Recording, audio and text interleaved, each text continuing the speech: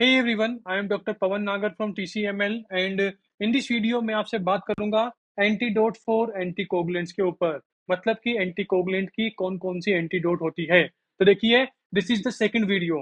मतलब कि इसके पहले हमने आपको क्या बताया था, पूरे के पूरे एंटीकोगुलेंट के क्लासिफिकेशन के बारे में बताया था कि एंटीकोगुलेंट टू टाइप के होते हैं, oral and parental. Then oral को हम थ्री टाइप से डिवाइड करते हैं, विटामिन के antagonist, direct factor X inhibitor, number third direct thrombin inhibitor. And इसके बाद मैंने इन सभी की ड्रग्स के बारे में बात की थी। देन उसके बाद जो पेरेंटल होते हैं ये टू टाइप के होते हैं, indirect thrombin inhibitor and direct thrombin inhibitor. और जो इनडायरेक्ट होते हैं इसके अंदर क्या आते हैं, हिपेरिन्स। ओके, और आपको पता होगा कि हिपेरिन्स को हम थ्री टाइप से क्लासिफाई करते हैं, यानी कि high molecular weight, low molecular weight, ultra low molecular weight. Okay, तो देखिए इसी क्लासिफिकेशन का पूरा यूज होने वाला है कहाँ पर, हिपेरिन की, सॉरी, एंटीकोगुलेंट की एंटीडोट के अंदर। तो देखिए मैंने यहाँ पर टोटल 6 क्लासेज, सॉरी 5 क्लासेज लिख रखी है। 5 क्लास कौन सी है, विटामिन के एंटागोनिस्ट, आपको ये साफ साफ दिखाई दे रहा होगा।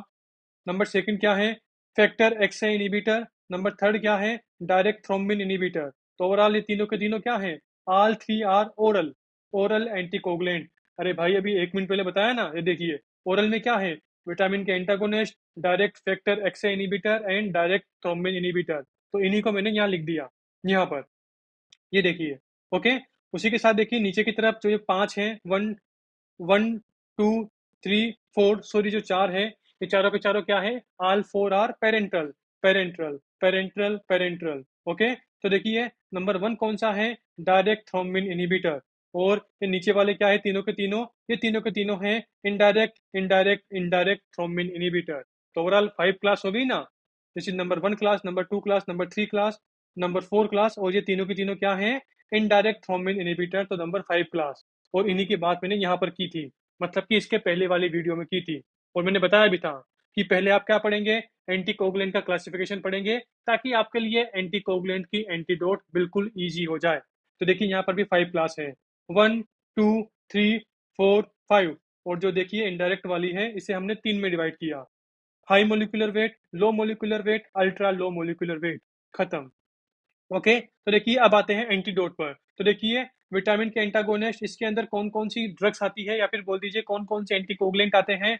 तो मैंने क्या बोला था कि विटामिन के अंदर आते हैं क्यूमेरिन्स, डाई क्यूमेरिन्स। ओके, और इसी के साथ इसके अंदर क्या आती है, वारफेरिन आती है। तो ओवरऑल अगर कहीं भी सफिक्स में क्यूमेरिन है या फिर बोल दीजिए वारफेरिन वाली ड्रग है, तो ये सारे के सारे क्या होते हैं, ऑल दीज आर विटामिन के एंटागोनिस्ट। अरे भाई मैंने सारी बात इधर कर रखी है, ये देखिए, असिनोक्यूमेरिन, ओके, डाइक्यूमेरोल, वारफेरिन, बिस हाइड्रोक्सीक्यूमेरिन, ये सारे के सारे क्या हैं, ऑल दीज आर विटामिन के एंटागोनिस्ट। ओके, और देखिए फैक्टर एक्स इनहिबिटर, मैंने क्या बात की थी कि एक्स इनहिबिटर बोल दो, या फिर बोल दीजिए इनहिबिटर को मैं क्या बोलूंगा, बेन बोलूंगा। अरे भाई मैंने बोला कि मैंने इस बंदे को मेरे स्टूडियो में बैन कर दिया, या फिर बोल दीजिए मैंने इस बंदे को मेरे स्टूडियो में आने के लिए इनहिबिट कर दिया।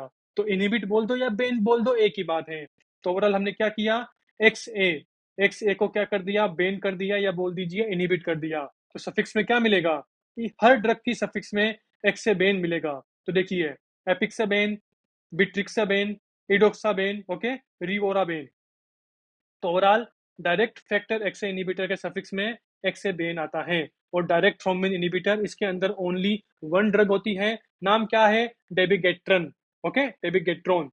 तो ये बात हो गई। तो देखिए मैंने यहाँ पर वही लिख रखा है, ये देखिए वारफेरिन या बोल दीजिए क्यूमेरिन, एक्से बेन सफिक्स है, तो क्या है, एक्से इनहिबिटर है। ओके, डायरेक्ट थ्रोम्बिन इनहिबिटर, इसके अंदर क्या आती है, डेबिगेट्रेन। ओके, देखिए इनसे डायरेक्ट क्वेश्चन आता है, मैंने आपको बताया भी था। ये देखिए यूपीएससी सीएमएस 2025, अभी महीने भर पहले जो एग्जाम हुआ था, उससे 2 क्वेश्चन आए थे, किससे, एंटीकोगुलेंट की एंटीडोट से। और क्वेश्चन क्या थे, नंबर पहला वाला आया था एड्रेक्सीनेट अल्फा, और नंबर सेकंड क्या था, इदारीजुमाब। ओके, इन दोनों से डायरेक्ट क्वेश्चन आया था। तो ओवरऑल आप समझ गए होंगे कि this topic is very very important. Okay, and जो नीचे वाले चार है ना, इनमें कौन कौन सी ड्रग आती है। तो देखिए मैंने बताया था कि जो डायरेक्ट थ्रोम्बिन इनहिबिटर होते हैं, इनके सफिक्स में क्या आएगा, रुडिन, रुडिन, रुडिन। और रुडिन के साथ आपको एक और ड्रग एक्स्ट्रा में याद करनी है, वो क्या है, एल्गेट्रोबेन, क्योंकि थोड़ा अलग नाम है। तो ओवरऑल एल्गेट्रोबेन ये क्या है, डायरेक्ट थ्रोम्बिन इनहिबिटर। और एर्गोट्रोमेन के साथ अगर कहीं भी आपको सफिक्स में रुडिन मिले, रुडिन वर्ड मिले, तो ओवरऑल वो क्या है? This is direct thrombin inhibitor. Then indirect thrombin inhibitor देखिए मैंने यहाँ पर बताया था इसके अंदर क्या आते हैं? इसके अंदर आते हैं हिपेरिन्स और तीनों के तीनों हिपेरिन, मतलब कि high molecular weight heparin, low molecular weight heparin and ultra low molecular weight heparin. Okay, and heparin मतलब कि अगर नॉर्मली किसी ने हिपेरिन बोला तो उसके अंदर क्या आता है? High molecular weight. अरे भाई यहाँ पूरी बात कर रखी है, ये देखिए नॉर्मली मैं बोल रहा हूँ कि जाओ इस पेशेंट को हिपेरिन लगाओ, तो मैं किसकी बात कर रहा हूँ? मैं हाई मोलिकुलर वेट हिपेरिन की बात कर रहा हूँ, यानी कि अनफ्रैक्शनेटेड हिपेरिन की बात कर रहा हूँ। और अगर आपको कहीं भी सफिक्स में पेरिन मिले, पेरिन पेरिन पेरिन, तो ओवरऑल किसकी बात हो रही है? लो मोलिकुलर वेट हिपेरिन की बात हो रही है। एंड थर्ड वाला कौन सा है? अल्ट्रा लो मोलिकुलर वेट, तो इनके सफिक्स में क्या आता है? पेरिनक्स पेरिनक्स। अगर ये वाला सफिक्स में मिले मतलब कि ultra low molecular weight heparin की बात हो रही है। ओके, और देखिए इसी के साथ high molecular weight heparin, high molecular weight heparin इसे क्या बोलते हैं? Unfractionated heparin. Low molecular weight heparin इसे क्या बोलते हैं? फ्रैक्शनेटेड heparin. And ultra ultra low molecular weight heparin इसे क्या बोलते हैं? सिंथेटिक हिपेरिन, जो कि क्या होता है? एक पेंटासेकेराइड होता है, मतलब कि 5 मोनोसेकेराइड यूनिट से मिलकर बना होता है। तो देखिए ये सारा मैंने पिछली वाली वीडियो में बताया था, तो ओवरऑल यहाँ पर वही है। ये देखिए इनोक्सापेरिन, मतलब कि सफिक्स में क्या है? पेरिन है। देखिए यहाँ पर क्या है? पेरिनक्स सफिक्स में, तो ओवरऑल क्या है? Ultra low molecular weight heparin. And अब हम आते हैं एंटीडोट पर। तो देखिए एंटीडोट या रिवर्सल एजेंट, मतलब कि आप अज्यूम कीजिए कि किसी पेशेंट को हमने एंटीकोगुलेंट कुछ ज्यादा ही दे दिए। अज्यूम कीजिए कि किसी पेशेंट को एपिक्साबेन हमने जो उसकी नॉर्मल डोज थी उससे ज्यादा दे दी, तो क्या हो जाएगी भाई? उसकी टॉक्सिसिटी हो जाएगी, या फिर बोल दीजिए हमें एंटीकोगुलेंट के साइड इफेक्ट दिखाई देंगे। तो ओवरऑल हम क्या करेंगे? हम एपिक्साबेन जो इसका इफेक्ट है इसे क्या करेंगे? रिवर्स करेंगे, यानी कि इसकी हम एंटीडोट देंगे, इसके अगेंस्ट कोई ड्रग देंगे ताकि इसका फंक्शन क्या हो जाए? रिवर्स हो जाए। तो वही लिख रखा है, एंटीडोट या रिवर्सल एजेंट। यहाँ पर देखिए नंबर फर्स्ट क्या है? विटामिन के एंटागोनिस्ट, मतलब कि हमने मतलब कि जो एंटीकोगुलेंट है उसने क्या कर दिया? विटामिन के सिंथेसिस को कम कर दिया। अगर विटामिन के का सिंथेसिस कम हो गया तो कौन सी बात है भाई? हम इसको रिवर्स कैसे करेंगे? हम बाहर से पेशेंट को विटामिन के देंगे। तो ओवरऑल इसकी एंटीडोट क्या होती है? विटामिन के, या बोल दीजिए फाइटो फाइटोनाडाइओन। देखिए ये क्या है? This is K1। अरे आपको पता होगा ना यार, विटामिन के 3 टाइप का होता है, K1 K2 K3। हाँ, तो देखिए जो ये विटामिन K1 है ना, इसे मैं एक बार आपको दिखा भी देता हूँ। तो देखिए आपको अभी यहाँ पर जो मेरे हाथ में ये क्या दिखाई दे रही है? This is vitamin K1 voile. अरे आपको पता होगा ना कि जैसे ही बच्चा बर्थ करता है तो बर्थ के जस्ट बाद हम, जो छोटा बच्चा होता है उसकी थाई में इंट्रामस्कुलर क्या लगाते हैं? विटामिन K1 का इंजेक्शन लगाते हैं, जो कि आपको अभी इमेज में दिखाई दे रहा है। ओके, एंड आपको पता होगा क्यों लगाते हैं? क्योंकि जो न्यूबॉर्न चाइल्ड होता है उसके अंदर विटामिन के की डेफिशिएंसी होती है, तो इसीलिए हम क्या लगाते हैं? बच्चे की जैसे ही डिलीवरी होगी तो उसके जस्ट बाद हम क्या लगाएंगे? इंट्रामस्कुलर। तो मैंने यहाँ लिख रखा है, all newborn receive a single intramuscular injection of vitamin K shortly after birth to prevent vitamin के डेफिशिएंसी ब्लीडिंग। ओके, ये बात हो गई। तो देखिए विटामिन के बच्चे में भी लगाते हैं, और विटामिन के कब हम देते हैं? जब विटामिन के एंटागोनिस्ट वाले जो एंटीकोगुलेंट होते हैं इनकी टॉक्सिसिटी हो जाती है, मतलब ये हमने कुछ ज्यादा ही दे दिया।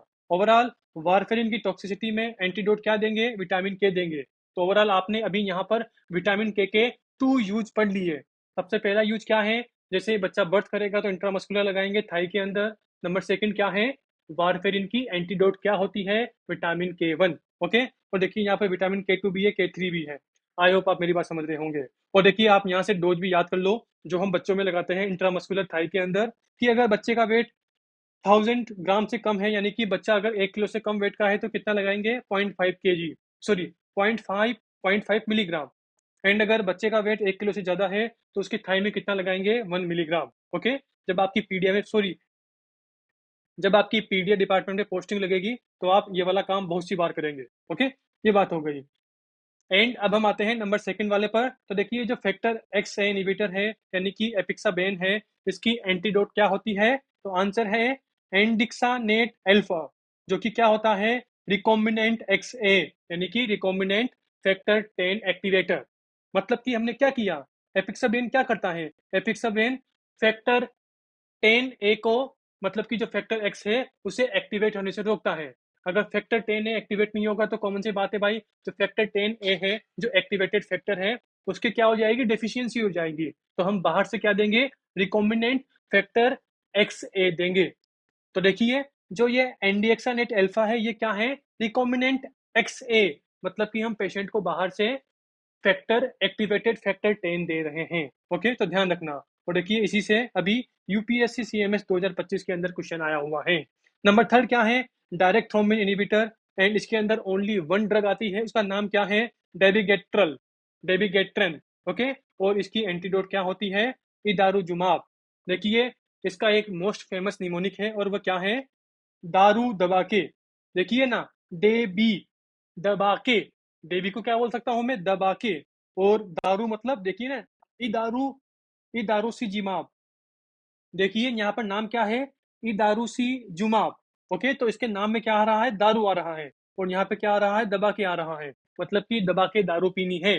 तो ओवरऑल दबा के दारू ये किसका निमोनिक है, डायरेक्ट थ्रोम्बिन इनिबिटर का, मतलब कि डेबिगेट्रेन का। इसकी एंटीडोट क्या होती है, इदारुसी जुमाब। और देखिए इसके लास्ट में क्या आ रहा है, MAB, यानी कि मोनोक्लोनल एंटीबॉडी। AB मतलब एंटीबॉडी, M का मतलब मोनोक्लोनल। ओवरऑल इदारुसी जुमाब ये क्या होती है, मोनोक्लोनल एंटीबॉडी होती है।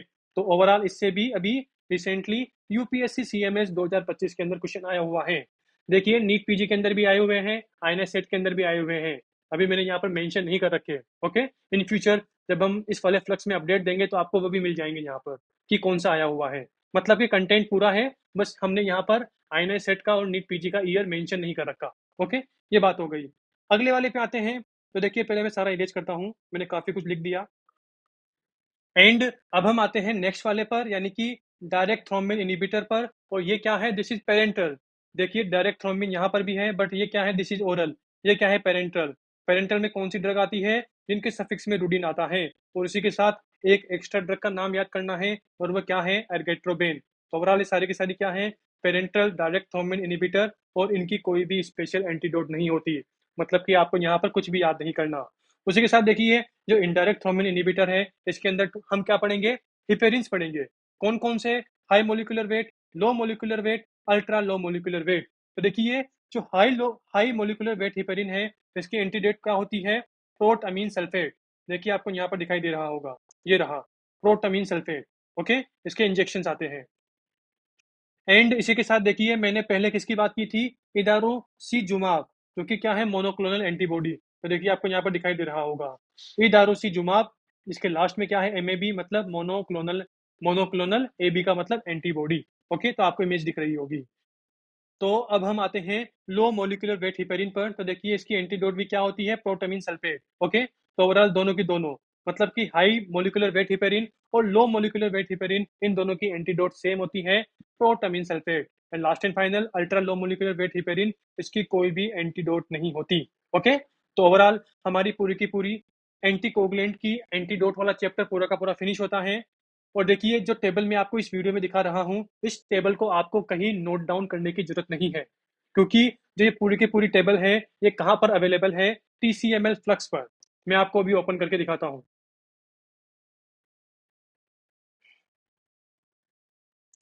हाँ, तो देखिए अभी आप TCML मोबाइल ऐप का होम पेज देख रहे हैं, और देखिए आपको यहाँ पर फ्लक्स नाम से फीचर दिखाई दे रहा होगा। तो आपको इस पर क्लिक करना है, एंड देन इसके बाद सर्च बटन पे जाके यहाँ पर डायरेक्ट सर्च करो एंटी कोगुलेंट, या बोल दीजिए एंटीडोट।